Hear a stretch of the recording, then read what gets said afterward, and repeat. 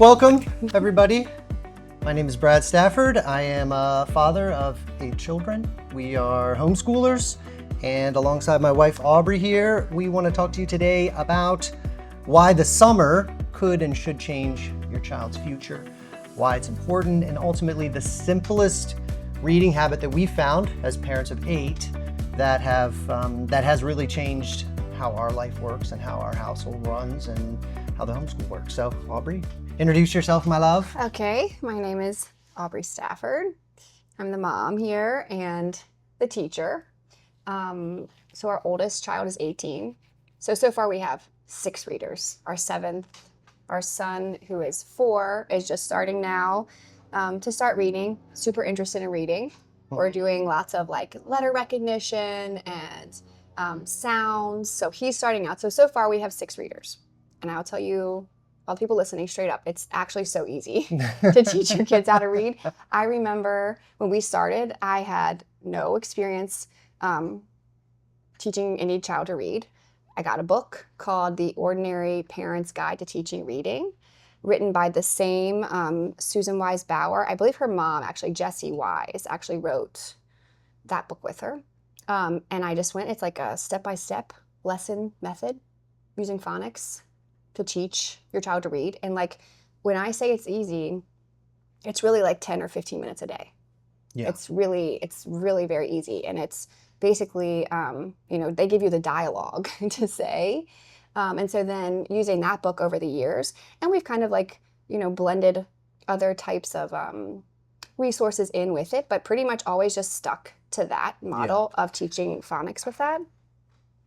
So, yes, that's my introduction and a little bit into what we're going to be talking about today. Well, one thing I wanted to highlight, I saw this, I don't know, this is the PIAAC data from the National Center for Education Statistics, and it says approximately 28% of U.S. adults scored at the lowest literacy levels in 2023, while broader estimates indicate that over 54%, roughly 130 million American adults, read below the 6th grade level. And so reading is actually, as we've covered in our Raising Readers ebook, it's really the foundation for all learning. Because if you can't read, then you're not going to be able to follow along with what's happening in the news. You're not going to be able to follow along with what's happening in the world. And ultimately, you're going to be fed books that are kind of garbage. So it instills confidence. Having kids that can read confidently at multiple levels is really the trajectory of I would say saving society, because if more people can read, like, those numbers are shocking. Like, that's out of control. It's like worse now than it was, like, in the early 1900s. Right. And if they can read, the one thing that we've seen from a homeschool perspective is making reading part of our homeschool life has made it actually easier for us to be homeschool parents. Right. Because ultimately, if they can read, then it's our responsibility to then provide them with books that continue to expand upon what their minds are meant to have in them, their minds are meant to have. And it like breaks you out of that model of feeling like you have to replicate, like, school only, or education only happens in that building of school. Right. So, once you develop a reading habit, then we joke about it all the time, because Brad and I both went to school. I was public schooled. He was public schooled and private schooled. Mm-hmm. We've only homeschooled our kids. Yeah. How we just like joke about it, where even when we're not actually doing like quote unquote school, they're always reading books. They're always doing things where we're like, aha, look at them. They're learning all the time. They don't even know. They don't know they're learning. But that is really what it is. And like, that's why the summer is the best time to start doing that. Yes. Because everyone's more relaxed in the summer. Yep. We're in Florida. It's good, roasting hot for the whole summer. We've heard people in Florida say before that like it's almost like winter in the north, where they spend more time inside. But that's kind of the perfect time. You take big trips to the library, have tons of books around for your kids.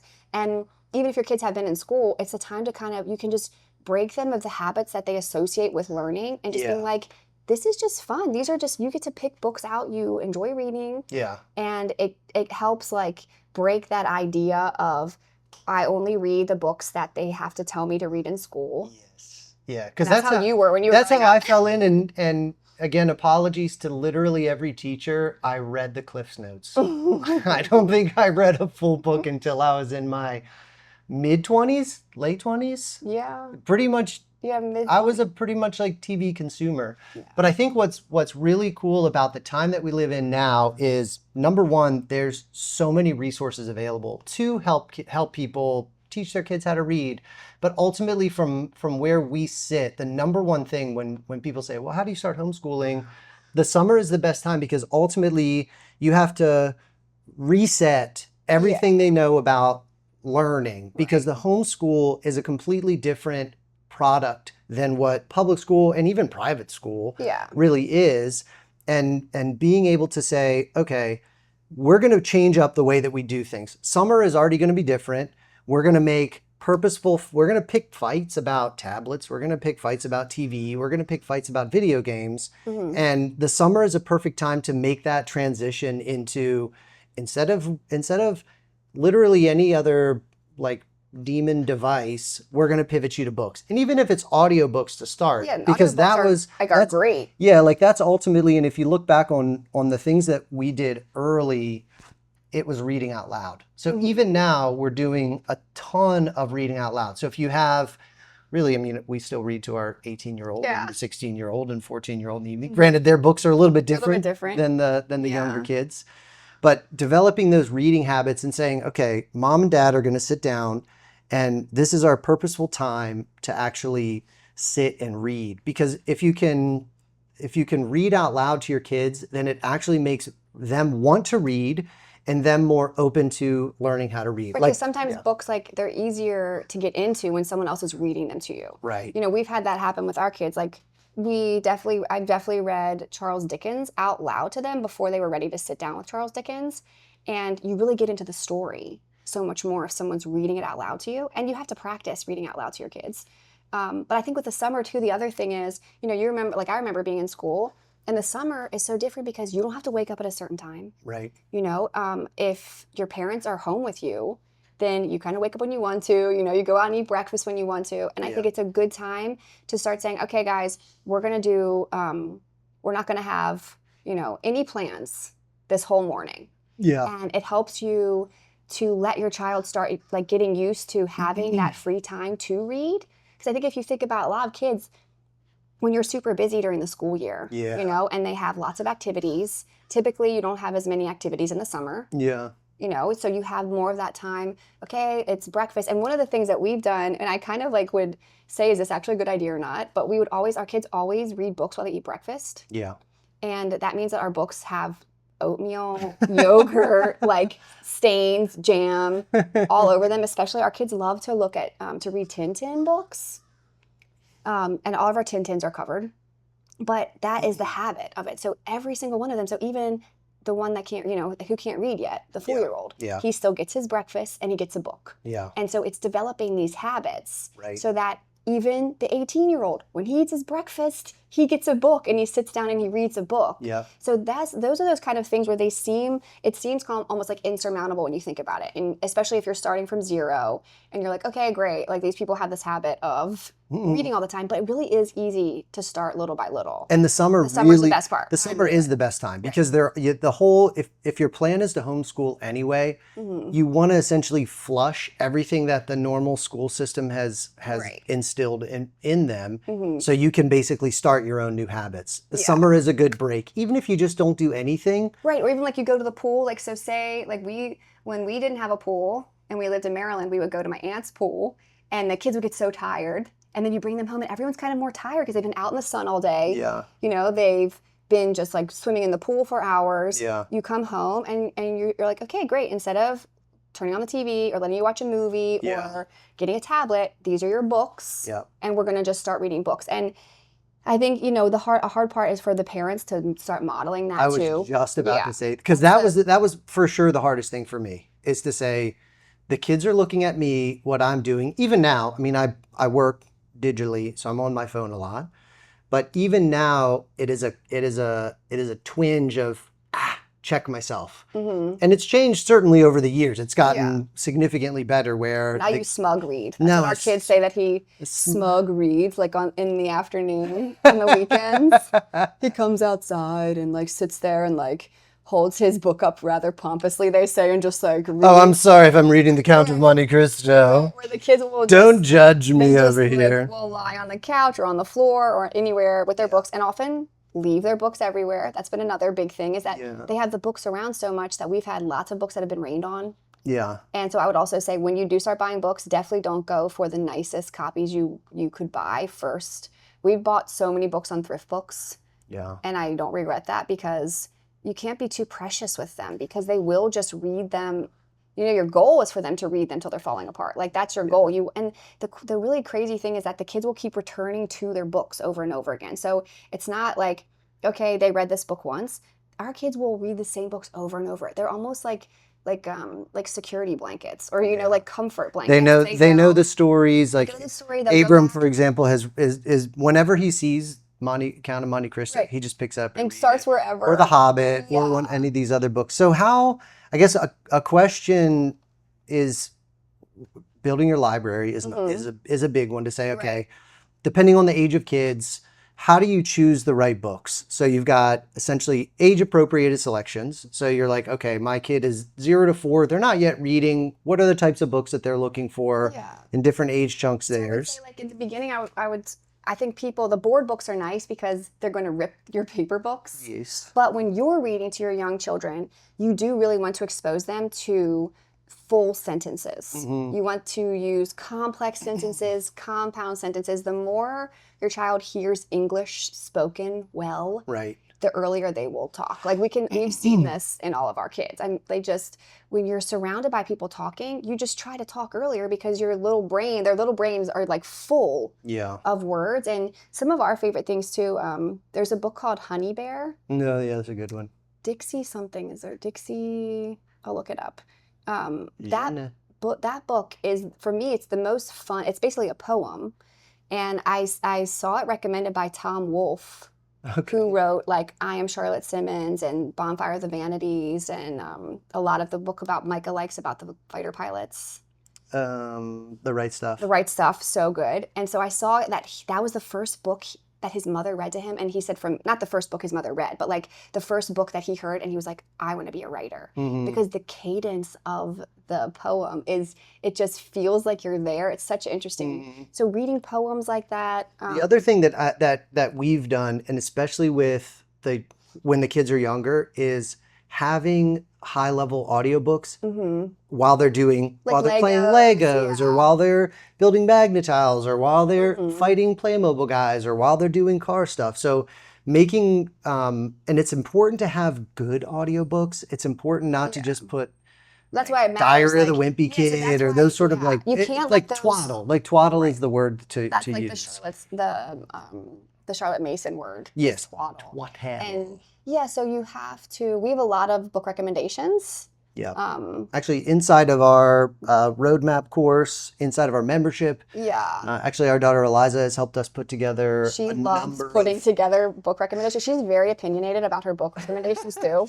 She has an opinion on all the books, but it's I think she's very thoughtful, but she does. Yeah. So when you're with like younger kids, you do want to you do like Dr. Seuss is fun to read out loud, and it actually helps your child as they get older to learn how to segment words. Yeah. Same things with nursery rhymes.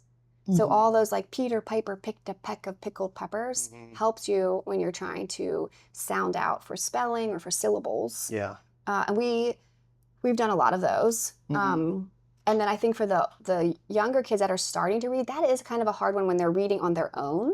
Yeah. Because you don't want them to be too frustrated when they're reading. Right. So we've always kind of had different stages. So books that are easy for them to read, and then books that kind of push them a little bit more.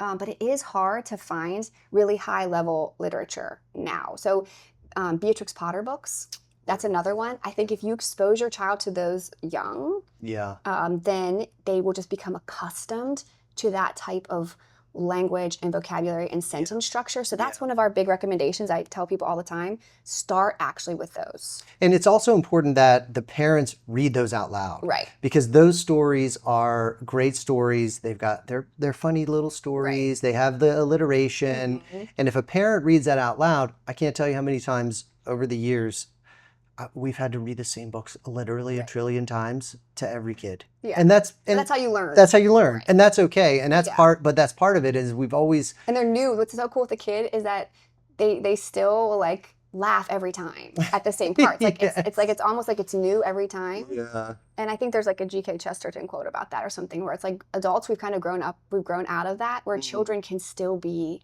like pleased in that way. Mm-hmm. Over and over again. Yeah. And all the Beatrix Potter books, another thing with those is there usually are, there are some pretty like not like violent, but like they're more dangerous things. Like, where Benjamin Bunny's babies get kidnapped. Yes. And then he and Peter Rabbit They're have to go where? rescue They're in a them. sack? Where are they Sack. heading? Yes.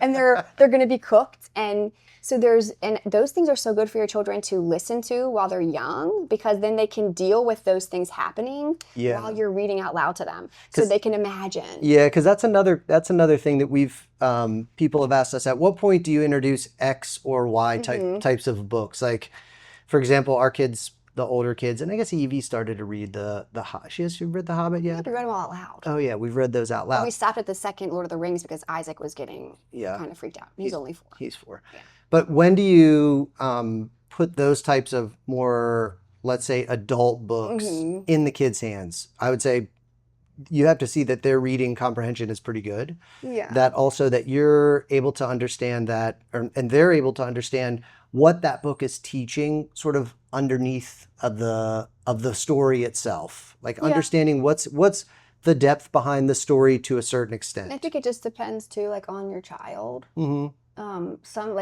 like with Eliza, she's a little more sensitive to some of those things. So she is apt to be a little bit more like, well, you can't let someone else read that yet, right? But I think the whole idea with those kind of stories is, it's funny because I think we weren't raised on those kind of things the same way. And so actually it's good in a lot of ways for your child to read about Tom Kitten and getting stumbling up into where the rats live and getting almost turned into a pie. he's like wrapped up in like the little roll. in the roll. Yeah. Because that story ends and he's saved by the dog. Right? So it's actually it is teaching. It's teaching those things through the story.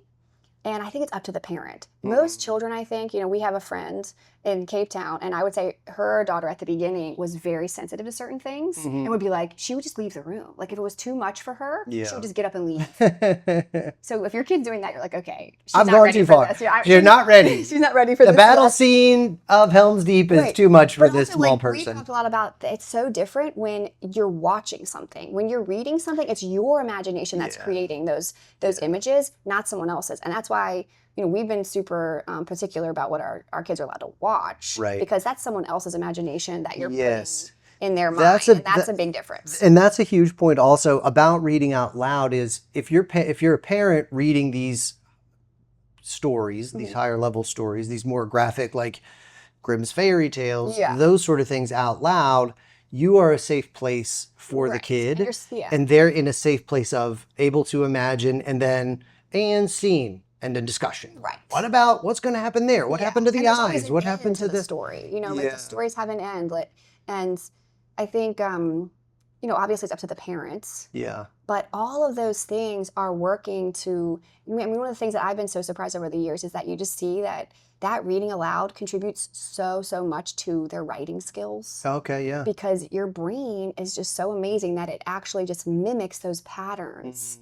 We've never had to teach our kids to say, okay, you can't start your next sentence in a paragraph with the same word. Like we've never had to do rules like that because there's just so much language in their brains already that their brains just work like that. They know. They know how to do that. And that's one of the things, like, as we've been homeschooling, you realize that, the whole idea that you have to have an expert educate your child to be a good writer, Yeah. an eloquent speaker, to be able to discuss things is absolutely absurd. Or Because you that see how powerful books are. You see how powerful, like, or that you, yeah. once they learn how to read, then they can learn about so many different things. Yeah. And that brings us like back to the summer. You've got lots of free time in the summer. Right. You know? And it really, and the thing that we've seen other people get in the trap of is, I need this particular curriculum to teach this kid this type of Right. reading. When in reality, there's probably truth in that, because each kid is going to be a little different. Yeah. There's tons of different curriculums. A girl might respond better to to this one, and a boy might respond better at this age to that one.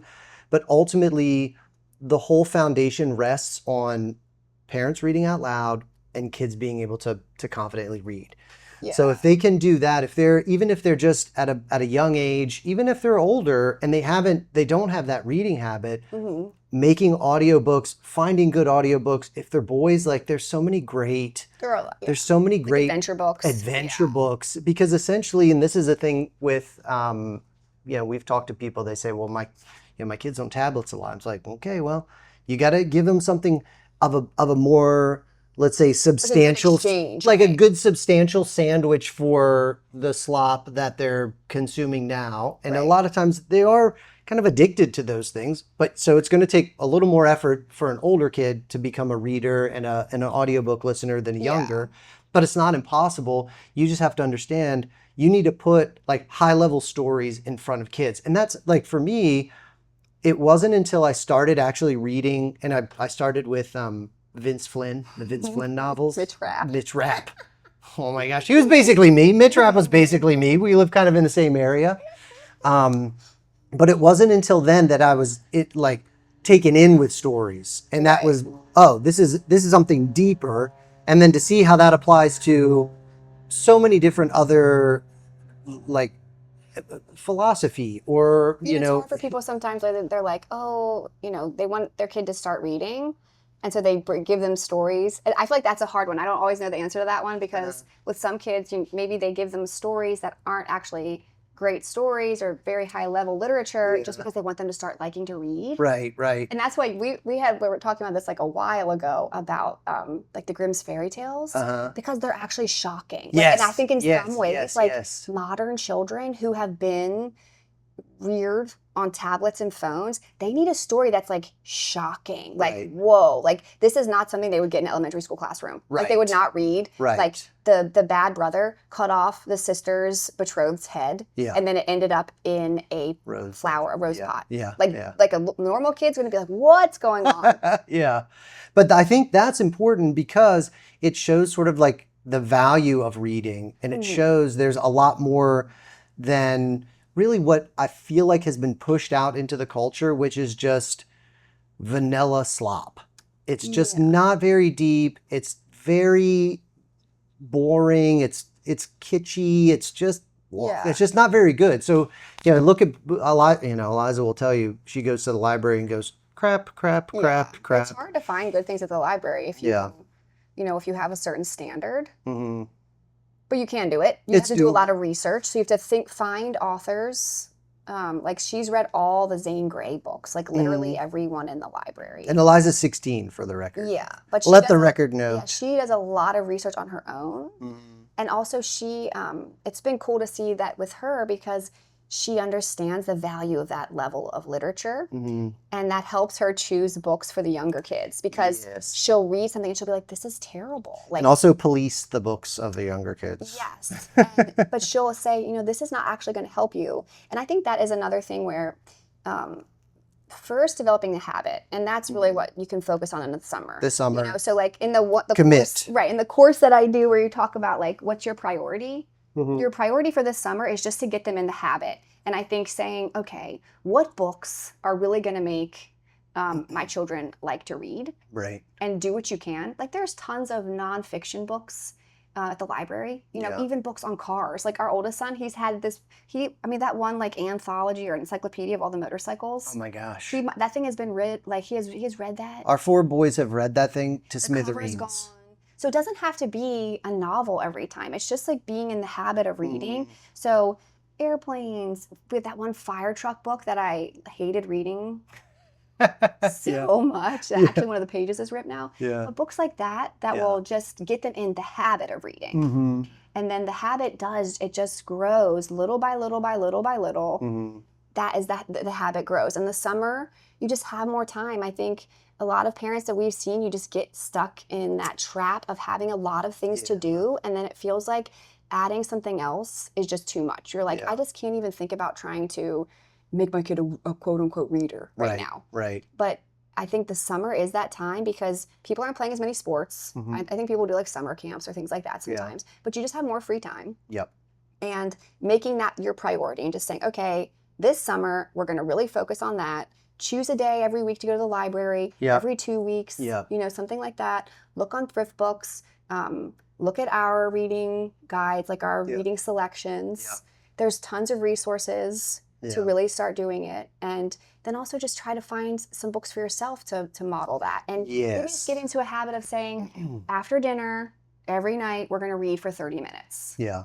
And just make it a family rule for a Yeah. while. And Keep the it TV just- off. Yeah. Just turn the TV off and change the habit. Make Right. it hard. It's the old adage that I love is, when's the best time to plant a tree? 30 years ago. When's the Right. second best time? Right now. And the truth is, maybe the soil was softer back then. It was easier to dig the hole. It was a better Right. time. Da da da. And guess what? That time It's has gone. passed. Yeah. So you have to do it now. And you might have to dig through more roots. Mhm. You might have to deal with a frost. You might have, whatever, all the analogies that go along with planting. But it's super important to do that now. So it really is, it's about the parents, because it's both of them, Right. have to commit to saying, I'm turning off the TV. I understand our society is getting dumber. What was it, 130 million adults reading under the 6th grade level is atrocious. But what it says also is the bar is so low to beat. These are people who have been in the school systems for Right. 30 years. This is the product, well, Yeah. I guess more like 50 years. This is the product of the American public school system Right. that actually doesn't teach kids how to read and actually say, And this also, I is think how you learn. because what it does is like this is what you would say, was that you would only read you wouldn't even read the books they assign to you. But that's the problem I think with school in so many ways, is you literally don't have time for pleasure reading. No. You don't have time, and it makes reading feel like something that has to happen just at school. Yeah. And then kids get into that trap of, oh well, I'm not reading. That's a school thing to do. Yes, You know? same. It was, I Right. didn't, and I think that's the blessing of being able to plant the tree now with reading is you're setting yourself up, because even if, let's say today, you're listening to this and you decide I'm homeschooling, if it takes a year of just building reading habits, that is going to be Right. far more foundational for Right. your kid's success than 5 years in Yeah. any private or public school. Right. Because they're seeing, and this was like a light bulb moment for me, as my kids were lapping me on the types of books they were reading. I was like, I'm not smart. Is the learning is you're constantly learning. Right. And you can learn at home, and that's what you actually should be doing. Right, and it doesn't You have to should stop. be Like, I doing, think and it that's the doesn't thing. stop. Right, You it don't doesn't stop stop. learning Right. after And you that's what graduate changes- college. Right, and that's what changes your whole relationship to learning and education, as you realize you're always learning. So it's not like, I always say this, where it's not like all of a sudden one day your kid's head is like filled up with the knowledge and like a little buzzer goes off and you're like, they're finished. It's full. The bun is done. the bun in the oven is done. Right. The cake is made. It's all as smart as it's ever going to be. You're gonna like just make habits that are gonna help your children Yeah.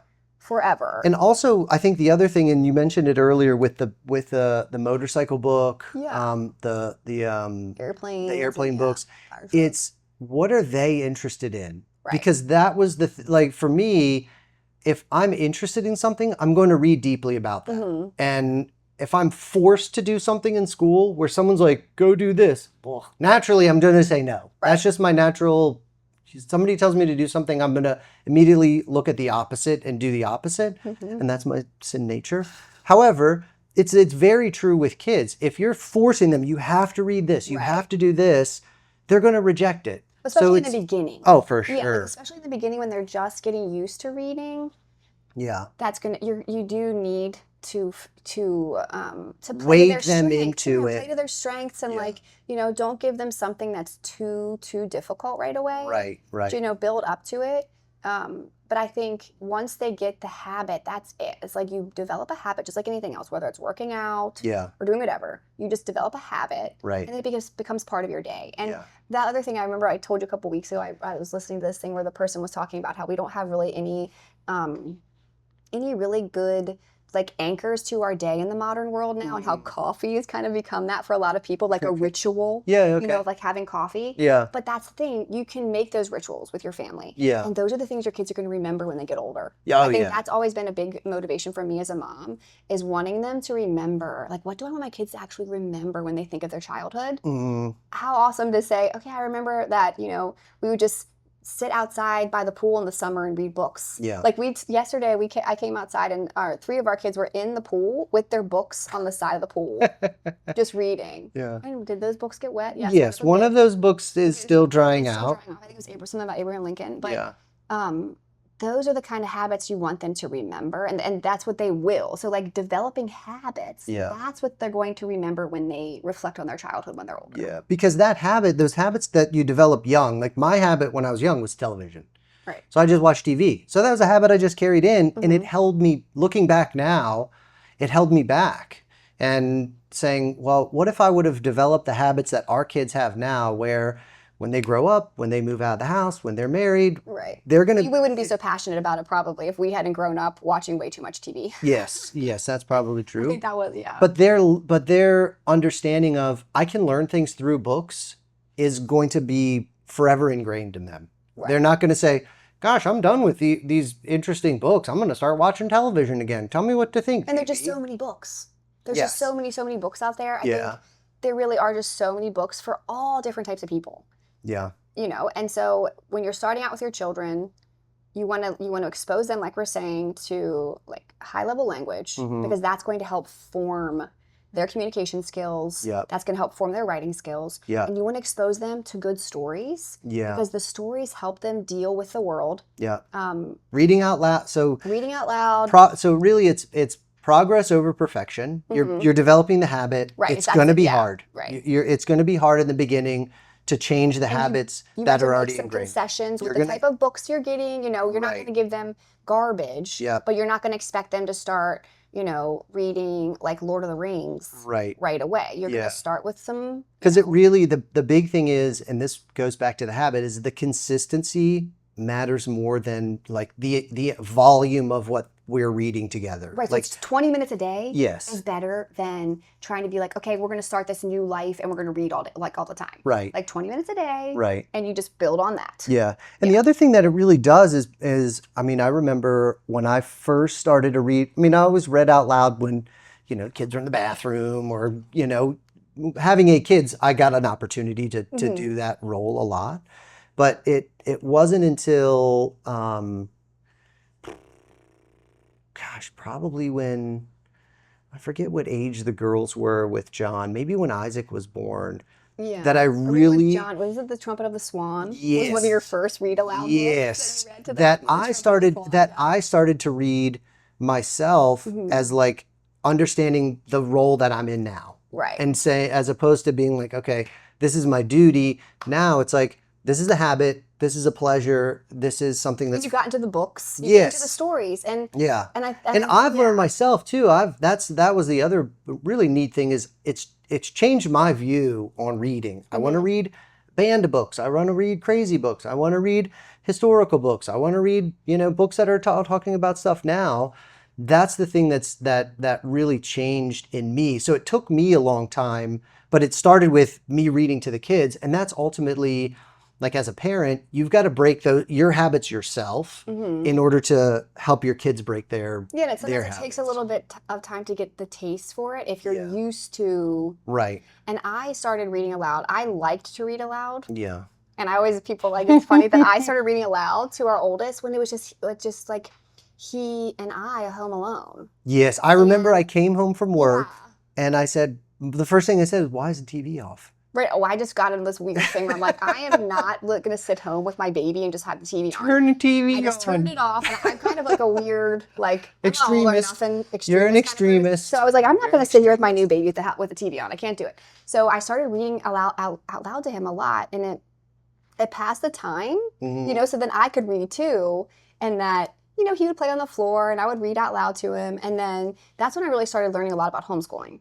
Because remember, I went to the lady's house from church who did the cloth diapers. Yes. So I was all new to this stuff, did not have any exposure to cloth diapers or homeschooling or anything like that. Right. And that was the first family I ever saw homeschooling, was that family of 4 little kids. I was like, oh, this is so cool. And that's when I started learning, and she gave me the Well-Trained Mind.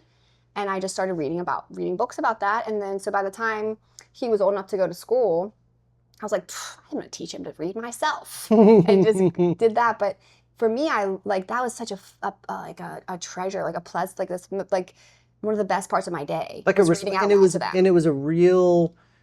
It was just a and nice now that you can see, it's hard at the beginning, I think, with young kids, especially to homeschool. The reading out loud fills that time with the young and you kids. see that it's actually the most effective thing you can do. So I think that's another thing, is that, you know, there's a lot of people out on the internet telling you this. It's not like we're the only people saying it. Right. But if I had to choose one thing that is the most impactful, and there's lots of experts that will echo the same thing, it's reading aloud to your kids. Yeah. So if you're starting to homeschool, just starting with reading aloud is the most impactful thing you can do. Yes. Period. Just reading aloud to your children. Yep. You know, I feel like the way that we were educated was just so different. You know, it was like, it almost felt like you weren't making progress unless you would a ditto.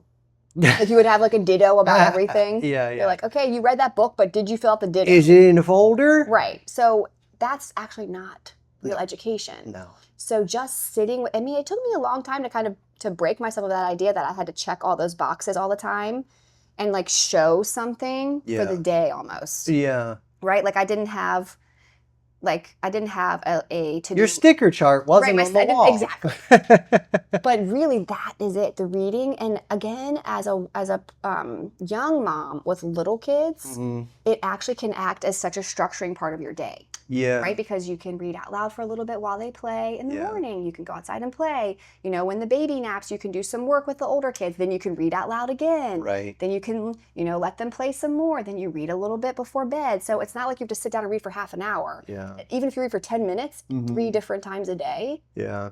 That's it awesome. does. It actually makes it extremely valuable use of your time when our society has essentially taught women, be busy, be achieving. You should be working in an insurance company right now. Yeah. Let's reverse that and say, build yourself some structure of your day with your family. Right. Because that's the other thing is the reading out loud, going over these hard topics, having these discussions after books with the older kids. It's really like strengthened our family a 100%. lot. Like a family culture. Like it's really, and I say this all the time too, it's really cool to have the same like points that you bond over that you can bring up again. Yeah. Like when we read War and Peace, I read War and Peace with the older kids, and they still, if the teenage girl comes out and you like see like her like sleeves sit down or something, one of her brothers will be like, "Do you think you're Helen from War and Peace?" Or just all kinds of things like that. Even the Father Brown mysteries by G.K. Chesterton.